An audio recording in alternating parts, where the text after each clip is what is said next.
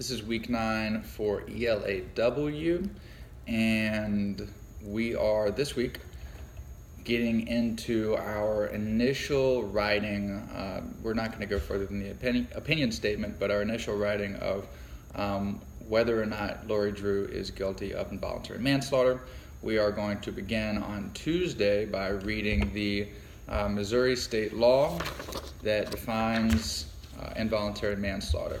So let's look at this together. A person commits the crime of involuntary manslaughter in the first degree if he or she recklessly causes the death of another person. What does the word involuntary mean here? And we should see, because it's emboldened and defined in a margin here. Involuntary means not done with awareness or by choice. So involuntary manslaughter means not done on purpose. And what's manslaughter mean?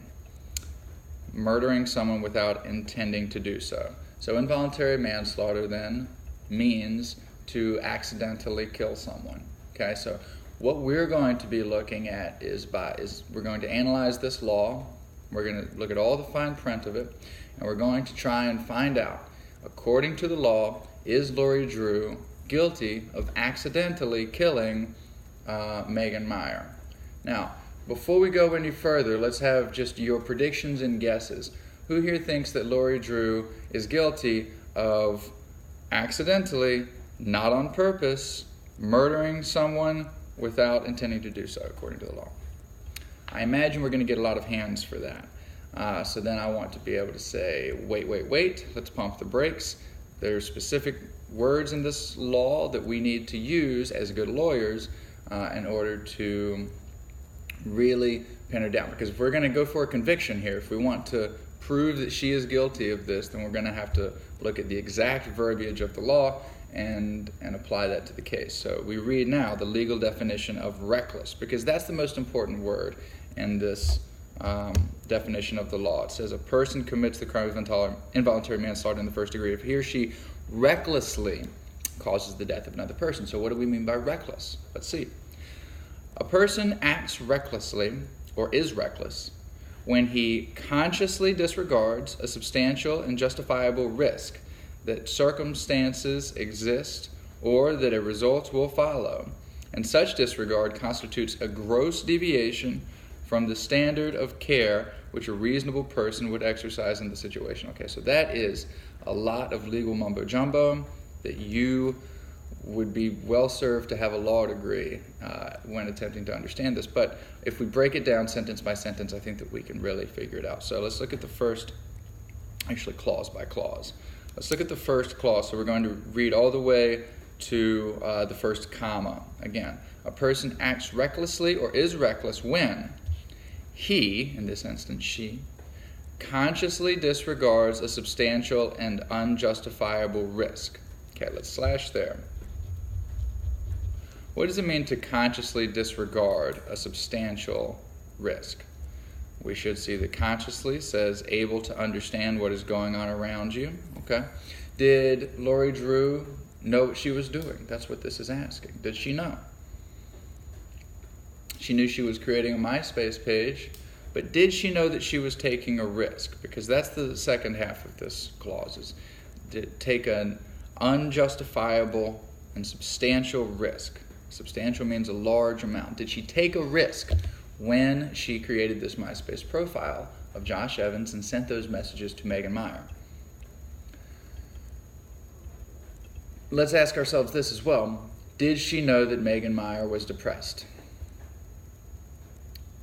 Hopefully someone remembers that according to the apology letter, or maybe it was according to the police report, she did not know that Megan Meyer had been diagnosed with depression. Remember, it even goes so far as to say that she felt relieved to realize that Megan Meyer had suffered from depression, that she kind of lets herself off the hook a little bit. She's like, well, if this girl was depressed, I guess it wasn't really my fault.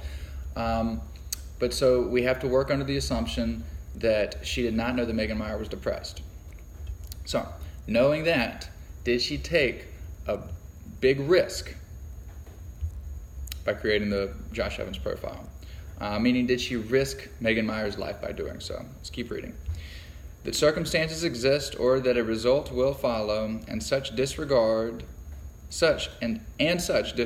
constitutes a gross deviation from the standard of care which a reasonable person would exercise in this situation. So that's the last part of this. The first part is, did she take a risk? And the second part is, does that constitute a gross deviation from the standard of care which a reasonable person would exercise in that situation? Gross deviation. Gross means very noticeable, we say, and deviation means what? An action, behavior, or condition that is different from what is usual or expected. So what does that mean in your words? Paraphrase that. It says very noticeable action, behavior, or condition that is different from what is usual or expected. I imagine somebody, one of the higher kids, is going to try and work in the word anomaly right now, like an anomalous situation. We'll probably push away from that. But it basically means, did she act different from what would be expected as usual behavior?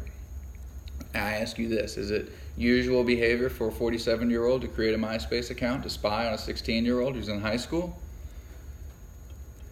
Well, I personally probably might consider that. I don't want to give away my opinions, but that seems like it's a gross deviation from the norm to me. So this is asking us two things. First, did Lori Drew create a risk? Did she risk Megan Meyer's life? And did she, Lori Drew, by doing this, behave in a way that is very different from what would normally be expected? You now will be tasked, if you turn the page, with putting that law in your own words. I've just done so with my own words. It is now your turn to do so in your own words. We're going to have 3 minutes, and then we're going to share out. Go.